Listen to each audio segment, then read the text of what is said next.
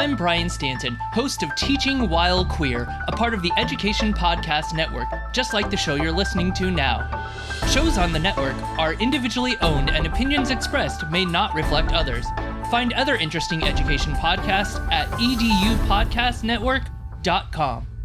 Coming up on episode 246 of the House of EdTech podcast, I am speaking with Tom Mullaney, and we're going to talk about the harms of generative AI, a point of view you might not have considered. And it's not my point of view, it's Tom's. And it's all good. Let's start the show.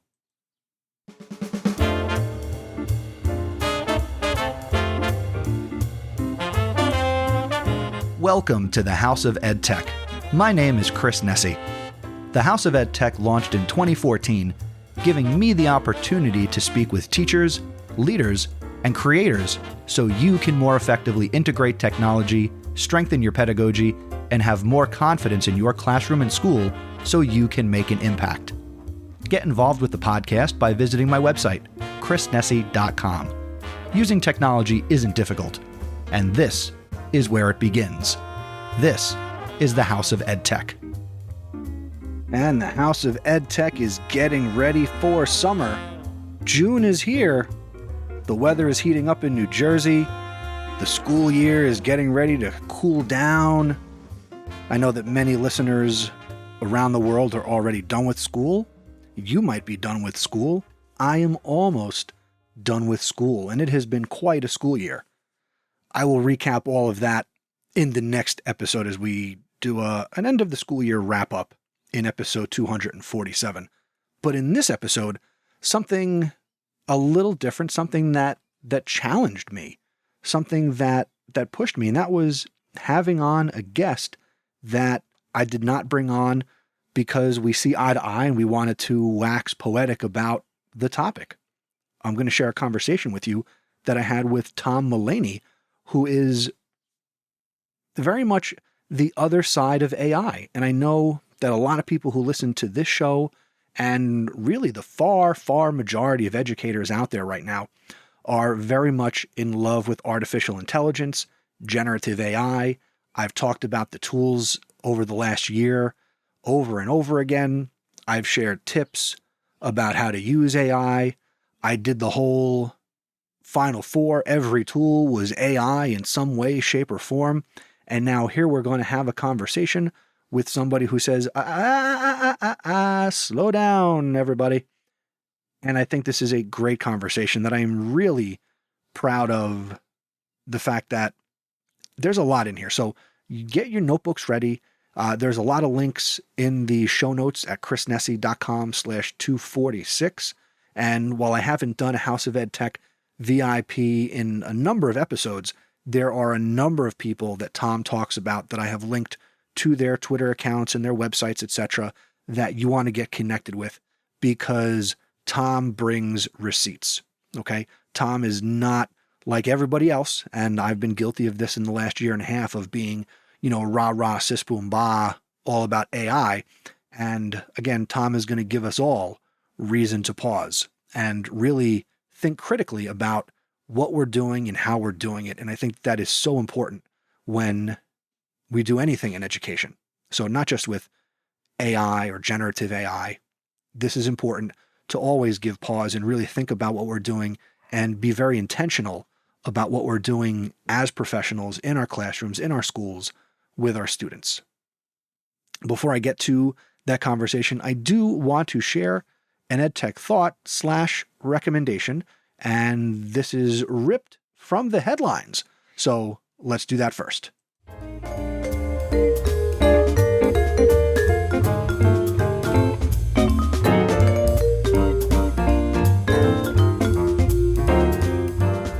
Now, you may not have seen this, but Khan Academy and Microsoft have formed a significant partnership aimed at transforming the educational landscape through advanced AI tools. Here are some key highlights of this collaboration. Number one, we've now got Khanmigo for teachers.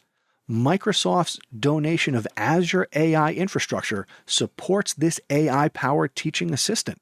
It's designed to save you time by aiding in lesson planning and personalizing education for your students. Number 2, enhanced AI tutoring. This partnership will develop new small language models to improve AI tutoring capabilities, particularly in math, making learning more efficient and tailored to the individual user's needs. Number 3, integration with Microsoft platforms. Khan Academy's resources will become more accessible through Microsoft platforms such as Copilot and Teams for Education, and this will expand the reach and the impact of these educational tools. There's also a focus on engagement. By making lesson plans more engaging, the tools aim to keep students interested and motivated in their learning journey.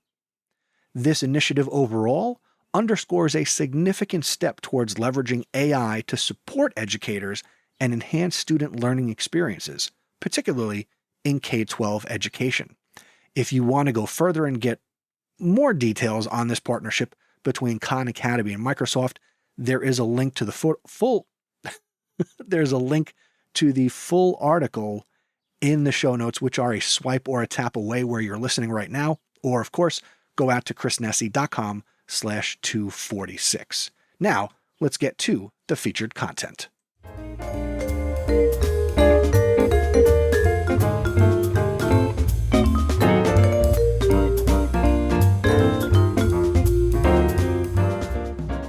As I teased at the top of the episode, the conversation I'm about to click play on, I had with Tom Mullaney a couple of weeks ago, and we talked about AI in education, specifically generative AI.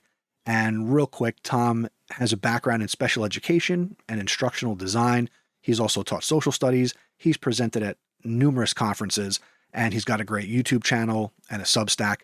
Make sure you go to chrisnessy.com/246, where you'll be able to connect with Tom and ask questions and just make him a part of your network, which I 100% encourage you to do. He's been a part of my network for quite some time. And now let's have a little conversation about the harms of generative AI with the Tom Mullaney.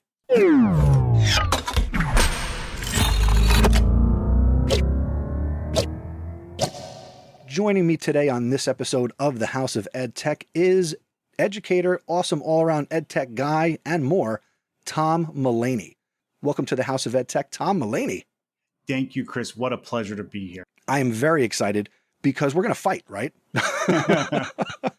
No, we are not going to fight. So for you who's listening, the title of this episode is in some way related to the other perspective on AI and things that you and I might not be considering in the heat of using artificial intelligence in education, in our classrooms, in our schools. It's taken the world by storm, and Tom presents the other side of that. And I wouldn't be doing my job as a content creator if we didn't consider the other side. So as excited as I've been in the numerous episodes I've put out about this topic, Tom is going to share with us some other things that are honestly very important to consider. What do you think of artificial intelligence in education? Let me start off by specifying, I want to speak about generative AI, right? The Okay. AI in Alexa and Siri and Google Home and Google Maps, and even what Grammarly does when it's not Grammarly Go. That's not generative AI, and that's not the conversation, right? That's not really a big issue. And you saw me do a session on AI harms, and AI harms are there no matter what industry you're using this for. As far as educators should be thinking about it, the pedagogy of using a large language model as a thought partner or a source of information, when it's really a stochastic parrot, it's just taking words and predicting the next string of words or text from its data set based on your prompt. Long story short is that makes it really not ideal for student feedback, for asking it questions and asking for information because of the inherent, what's known as, this is an unfortunate term, hallucination. When a large language model hallucinates, it's not doing anything different than when it generates text that you, the user, consider accurate and or pleasing. So that's the big thing for me pedagogically, is it's very fraught. I also would say one other thing, it's often talked about as a first draft. Hey, let's use this for the first draft. And the pedagogical value of mind mapping, pre-writing, writing a first draft is so important. And what do LLMs do well? They generate text that is grammatically correct, and they generate text quickly. And what are the two things that a first draft doesn't need to be or shouldn't need to be? Grammatically correct and created quickly. So that's kind of just a big overview of some of my concerns there. I love that you want to be specific about these large language models. Again, we have things like ChatGPT. We've got all sorts of tools, and really ChatGPT is like the verb that people use. It's like the Xerox or the Kleenex when we talk about generative AI.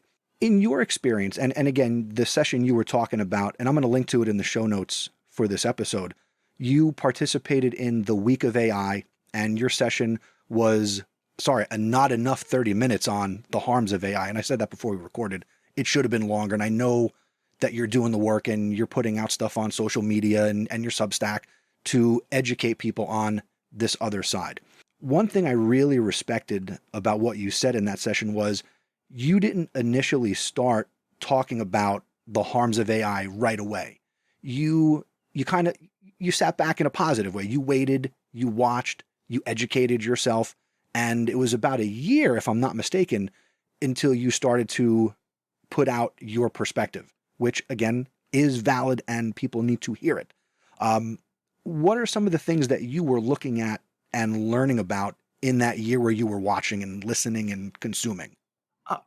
Thank you for that question. So when it first came out in December of 22, ChatGPT, I honestly wasn't all that excited or impressed. I just think about customer service and chatbots on websites. These are things that we try to avoid. And so it didn't really tickle my fancy. And then as I just started learning a little bit about it, I listened to a podcast called Tech Won't Save Us.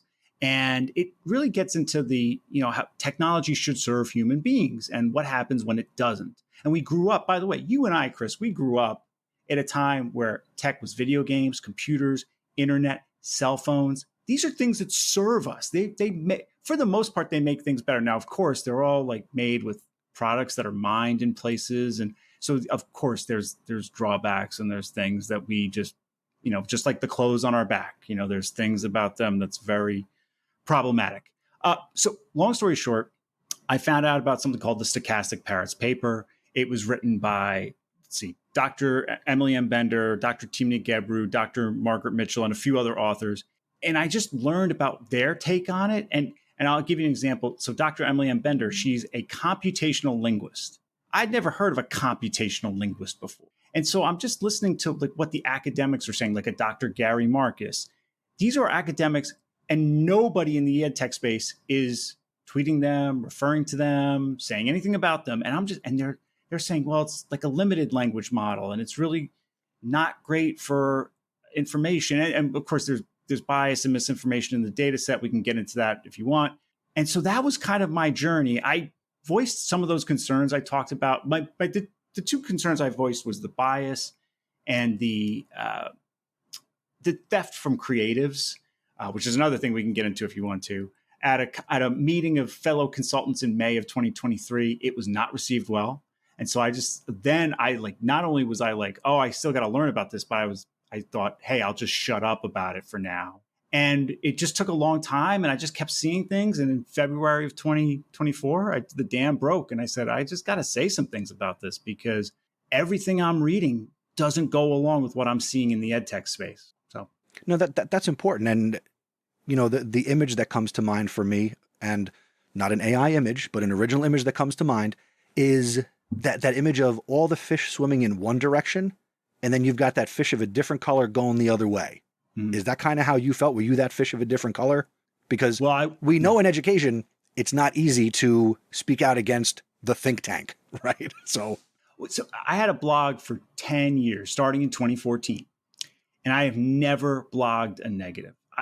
I did a lot of stuff with digital escape rooms. I've created a number, and there's been times where I've noticed that people have gamified subjects that shouldn't be gamified, like slavery, Holocaust. And I thought maybe I'll write a post about that. And I never did, just because I just never wanted to go negative.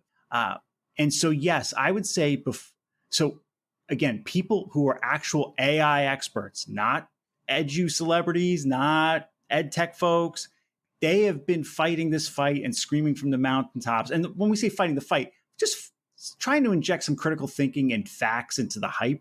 Like that's important. What I'm talking about. The critical, absolutely. Critical thinking. Absolutely. Absolutely. Yeah.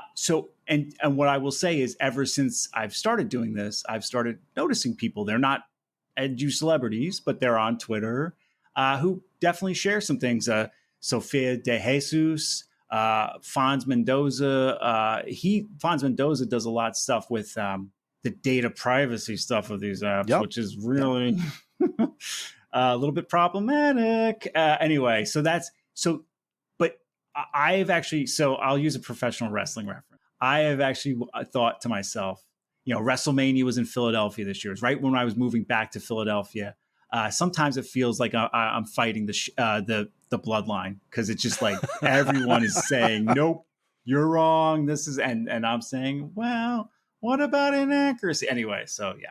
No, but that's important. And again, even as much as I am a proponent of AI and the positives, I mean, I don't fly blind. Like, I've seen you and I've seen other people talk about, the hallucination and, the historical accuracy. And I've read articles in the last, 2 years that talks about, people pushing it and trying to get it to do inappropriate things and trying to see what the limits are. And, that was brought back into the front of mind for me, last week when you talked about, really, trying to talk with historical figures is a bad idea and can be really inaccurate. So as a history teacher, I thought, let me go see what that's like, because I've never asked my kids to do that.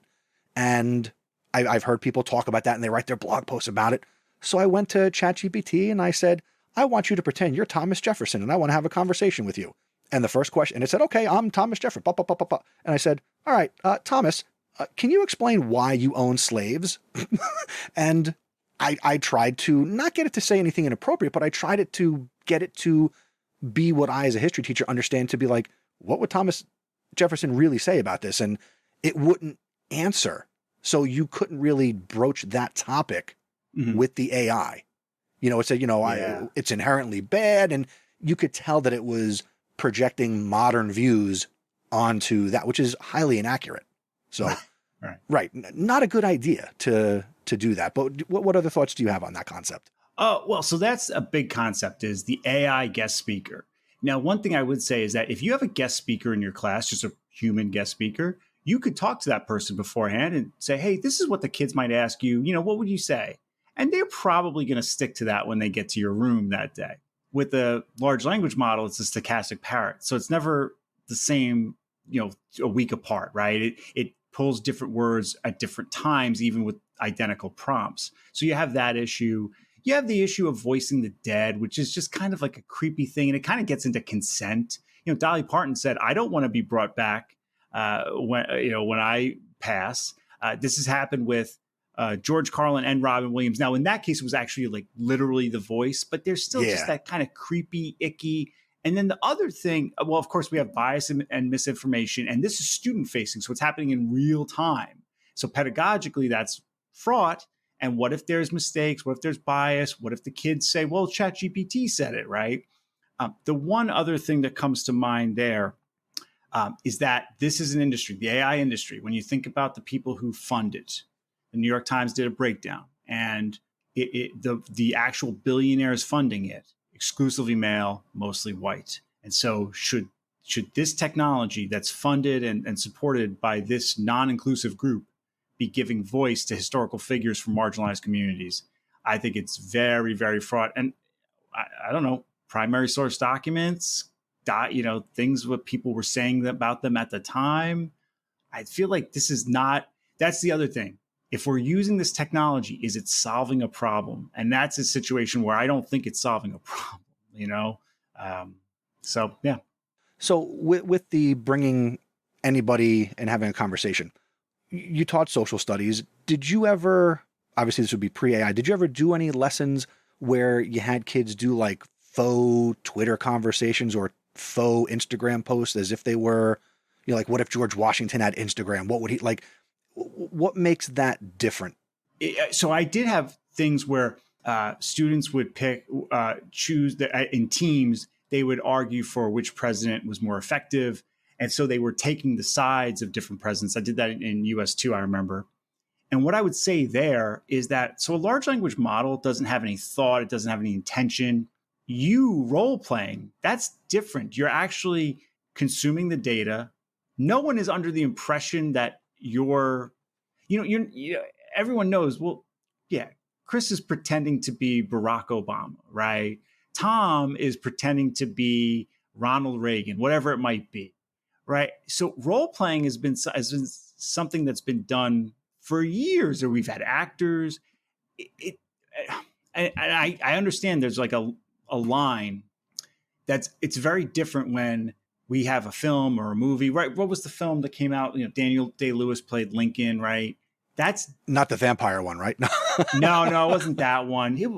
I think it was Lincoln. It was just called Lincoln. Yeah. Okay. Yeah. That's fine.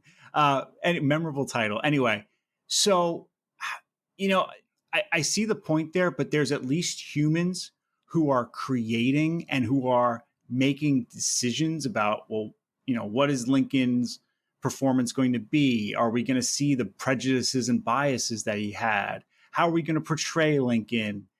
That there's actual humans parsing that out and making creative decisions. And that to me is very different than a large language model predicting the next string of characters. What are your thoughts on, say, a tool like Diffit that a lot of teachers use to modify and level text, and you can feed it information, you can give it a prompt? It's something that I've used and have been able to leverage, and I know a lot of teachers are using it. Is any of what you think about AI, does that impact a tool like a Diffit or these tools like that?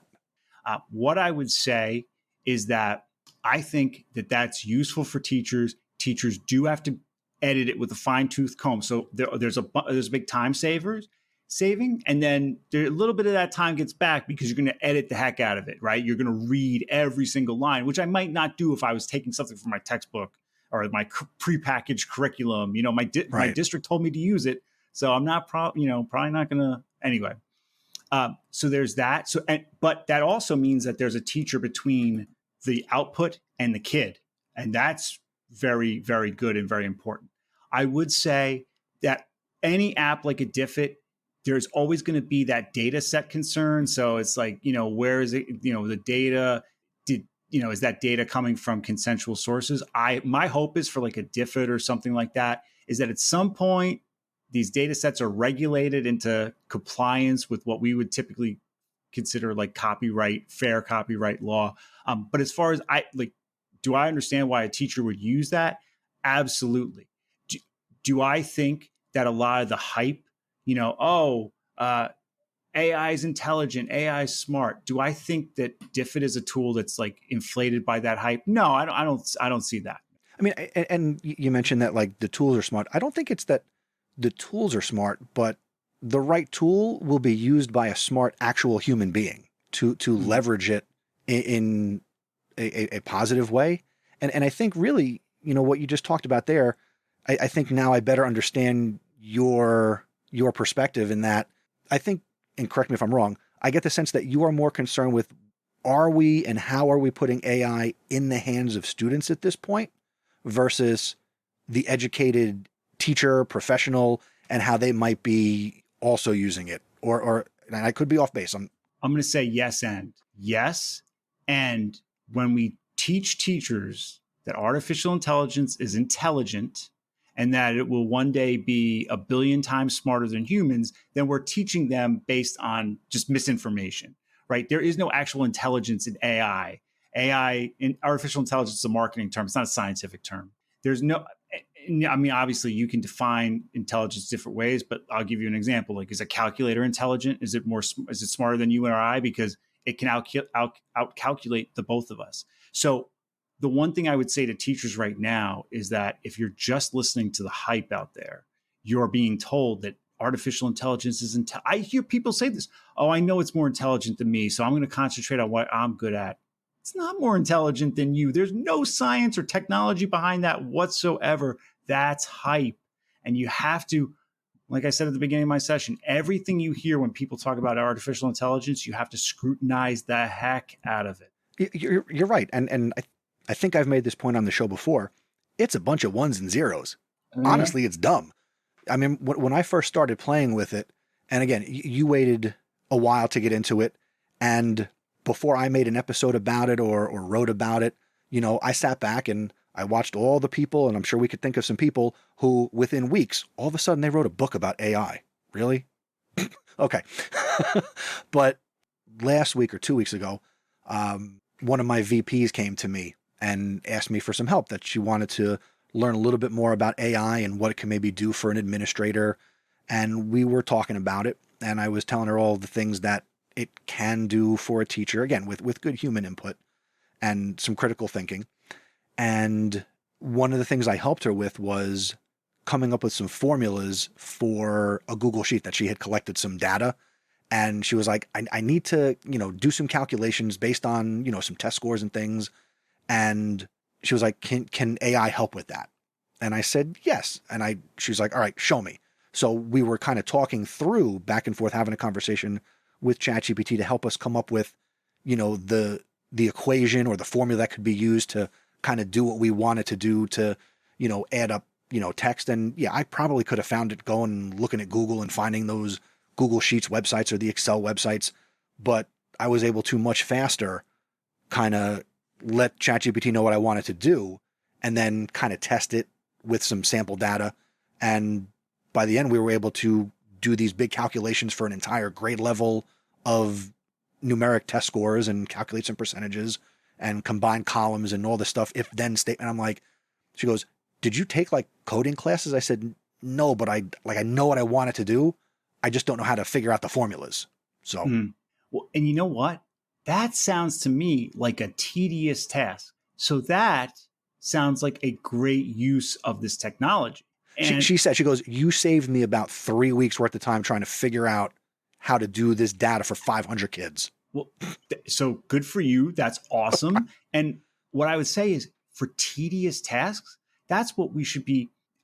I guess the money is not in telling people it will accomplish tedious tasks. The money's in telling people it will write this and it will create that. These creative tasks that have been the domain of humans since the dawn of intelligent thought, and it's being sold to us that way, which there's just so many reasons why that's not right. But if it was just sold to us as, look, we came up with this technology, it can really help with these tedious tasks that you really want to take off your plate, that would be fantastic. Earlier in the conversation, you mentioned the ELIZA effect, and you talked about it in your session. Can you educate the listener on the ELIZA effect? Because I think that's also a critical piece of this that people might not be considering. Okay, so real quick, Joseph Weissenbaum, he's a computer scientist, I think at MIT in the 1960s, and he created one of the very first chat bots. He named it ELIZA after Eliza Doolittle, and it mimicked a therapist. And in therapy, oftentimes a big part of it is just repeating back what you said or rephrasing it. And the ELIZA chatbot could do that very well. And as Weizenbaum observed people interacting with ELIZA, he realized that people were starting to attribute human attributes to ELIZA, believing what the text ELIZA generated, attributing values and trust and judgment to it. He didn't coin the ELIZA effect. I think it was just coined by researchers in later years. And it's just basically that idea that we as humans, for whatever reason, we don't know exactly why. I mean, one thing is that we associate humanity with language, I guess. But humans tend to just believe things that text-generating computers generate. They believe that text, and they believe there's a human there. And of course, ChatGPT, Gemini, all these large language models using I doesn't help that.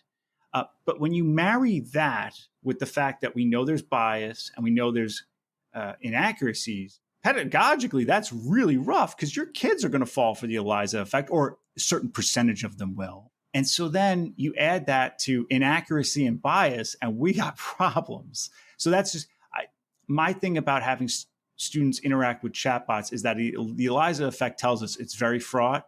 It's a word I'm using a lot. And so we really have to be careful about it. And I would say, like, right now, if you were trying to teach your middle schoolers how to use social media responsibly, would you say, all right, everybody, sign into TikTok, let's go, right? Would you do that? No, I think it's more about critical thinking, digital citizenship, all that stuff that we're doing and hopefully works. And if it doesn't work, then we need to work on that. It's like I'm sure when you took math at some point, they said, yeah, there's ways we can get the TI-89 to do this for us, but first we're going to use a pencil and paper to learn exactly what it is and how it works, and then I'll show you how to do it on a calculator. Chris, unfortunately, I was not a math honors student. I took honors social studies and history, and I know of teachers, a lot of teachers were in all honors classes. I was not one of those people.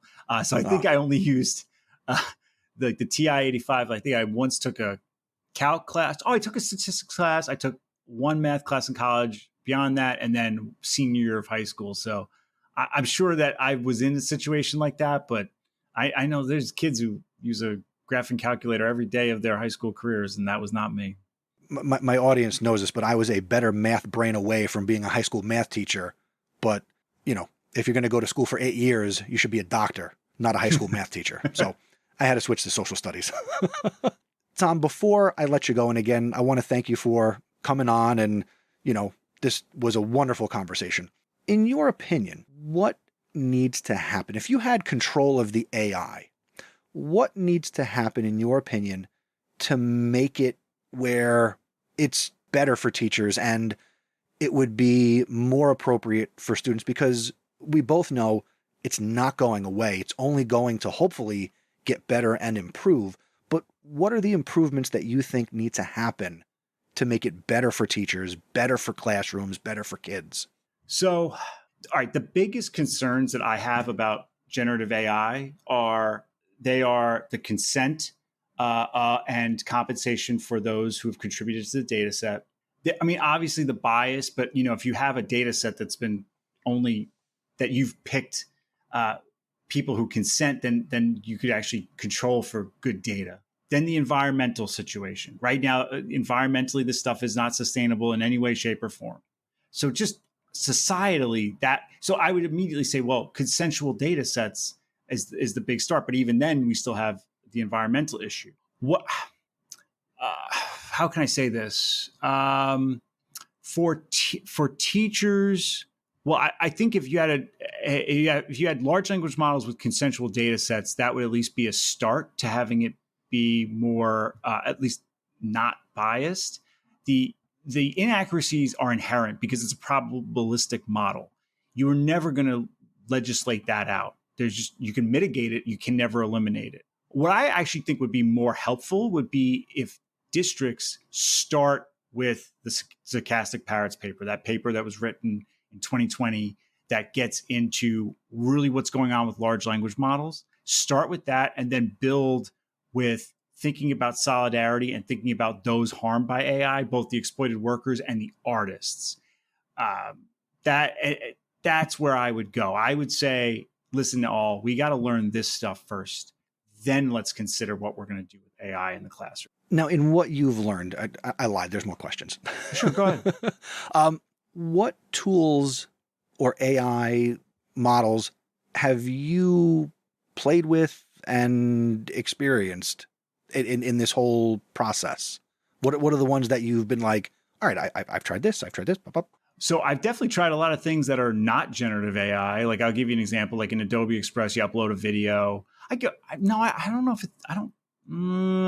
don't think it's generative AI because it's not a prompt. Well, maybe the video itself is a prompt. In Adobe Express, you upload a video and it auto generates captions for you. I mean, that's gold. That's amazing. That's an incredible. Yeah.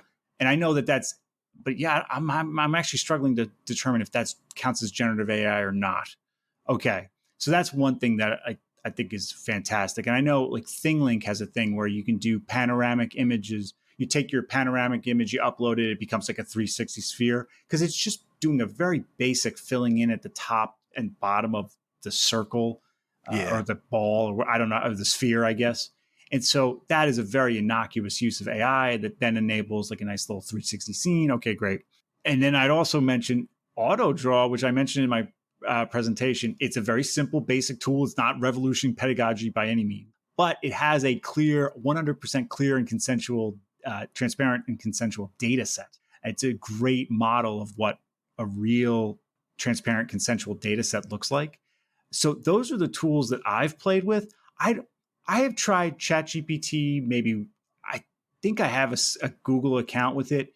I've probably done like 3 or 4 prompts. I remember I think I once asked it to tell me the story of the 1970s New York Knicks. And it made so many errors. I think I once asked it about like the assassination of LBJ, which is, intentionally messing with it. And I think the first time it got it completely wrong. And then the second time it said John F. Kennedy was assassinated. Long story short, I don't really use them all that much because my concern is more about the ethics and what's going on with it, and trying to just insert some critical thinking into the hype. Fair enough. And that's all good stuff. Yeah. See people, I just want to point out here as again, we get to the end. Here's a great example of 2 people who believe and think about the same thing 2 different ways. We didn't yell at each other. We didn't come to blows. So it is possible, people, to have a conversation and a dialogue about things that you see differently. Maybe we get a little more purple on some other things too.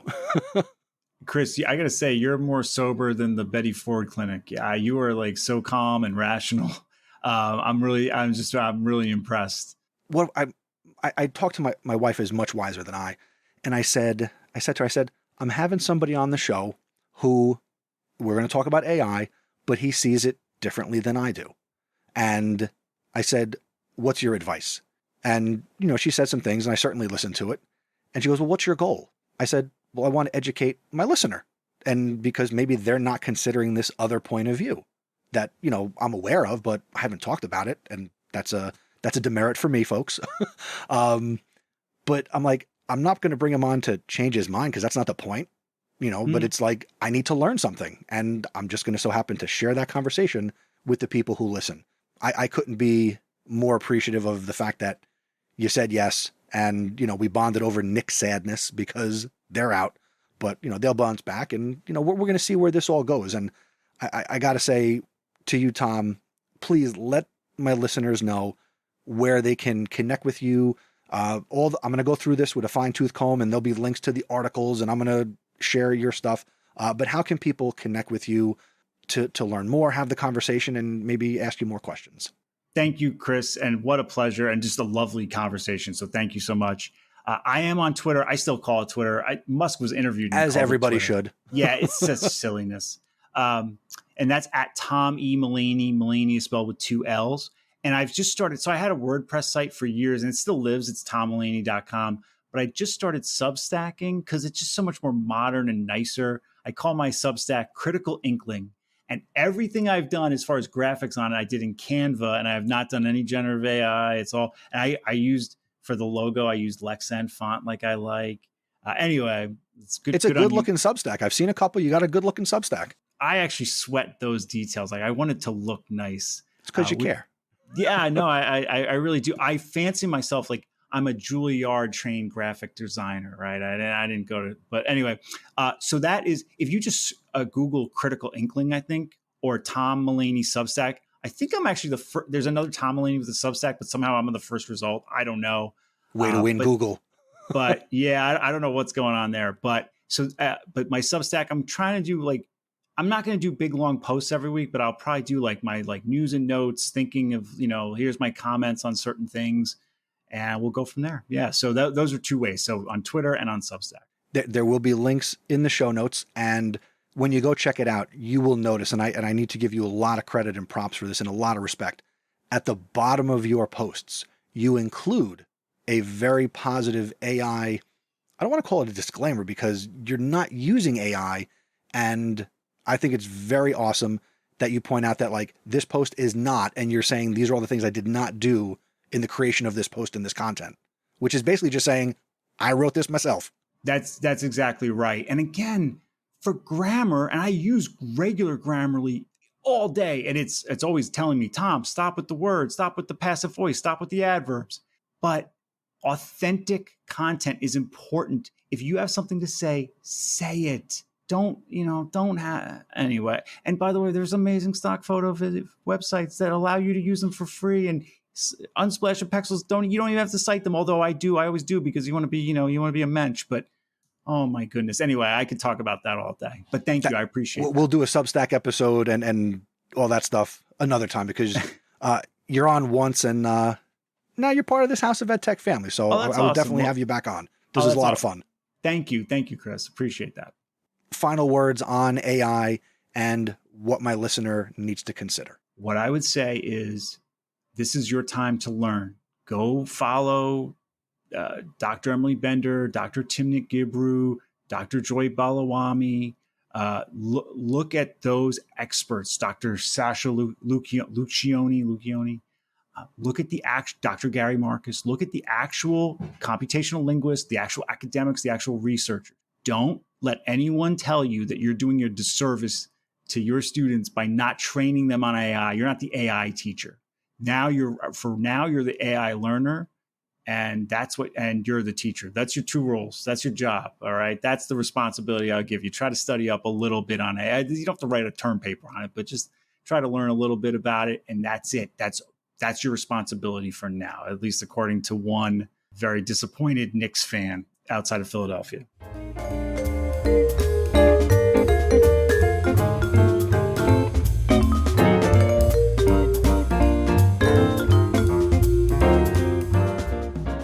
Once again, I hope you enjoyed that conversation with Tom. Tom, thank you again for taking time. Sorry about the Knicks. And now, as I sit here, the Rangers are out. So I turn my attention to Yankee baseball. Thank you for listening to this episode of the podcast. I hope you took away some different perspective. I hope you can be a little more thoughtful in your enthusiasm for AI.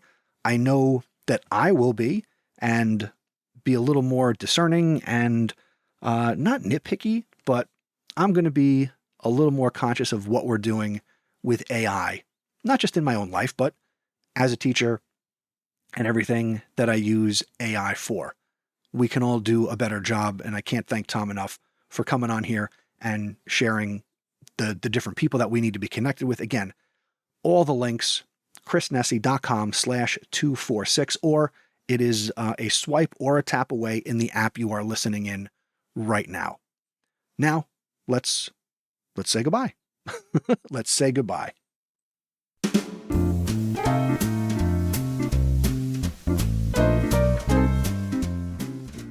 Thank you again for tuning in to this episode of the House of EdTech. Thank you again to Tom Mullaney for being a part of the podcast. Now, if you haven't already, I invite you to subscribe or follow the House of EdTech so you can continue to make this podcast a part of your anytime, anywhere professional development. To get the most out of the podcast, be sure to check out the show notes for this episode and every episode. The show notes are a swipe or a tap away, or for this one, you can go to chrisnessy.com/246. I also want to let you know that I genuinely enjoy hearing from you, and I value your feedback and your perspective. Whether you have thoughts or questions about a recent episode or this episode, or any EdTech related topic, don't hesitate to reach out. Email me. My email is feedback@chrisnessy.com. CHRISNESI. You can also leave a voicemail on my website. I would love to get your voice here on the podcast. If you know somebody who would benefit from listening to this podcast or this episode specifically, I'm going to ask you to do the work for me a little bit. Help me spread the word. Encourage other people to listen. Share it on social media. Spread the podcast through word of mouth. Your efforts will help me reach a wider audience of educators who will also get value from the show. Thank you for helping me expand the reach of the House of EdTech. And lastly, I invite you to consider becoming an awesome supporter. If you have gotten any value from listening to this podcast, consider joining this awesome group of people and supporting the show. Thank you to Leo Calbush, Jeff Herb, Peggy George, Mike Messner, Matt Miller, Brian Carpenter, and Aaron Cummings. If you're finding value in this podcast and you would like to become an awesome supporter as well, simply visit chrisnessy.com/awesome. And your generosity will go a long way in helping me to continue delivering the content that you expect here on the House of EdTech podcast. The next episode of the podcast is going to be episode 246, and that's going to come your way on June 16th, 2024. Very excited to bring that to you. A special announcement that I'm throwing in here at the end. Coming up later this summer, I'm starting a podcast with my wife, Caitlin. Has nothing to do with education, no technology, no libraries. We're going to do a podcast about watching TV. And the podcast is called Perpetual Syndication. Look for more coming soon. Until next time, thanks for learning with me, and remember, using technology is difficult. Just give it a try.